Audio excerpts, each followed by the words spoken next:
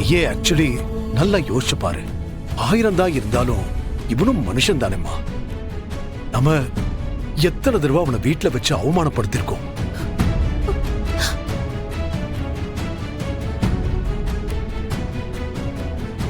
வேற யாரா இருந்தாலுமே இந்த அளவுக்கு பொறுமையா இருப்பாங்களான்னு தெரியலம்மா.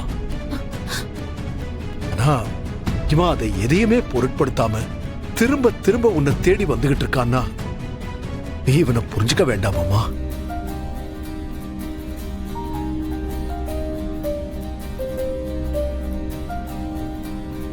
நீ நம்ம குடும்பம் தான் முக்கியம்னு நினைக்கிறது நல்ல விஷயம்தான்.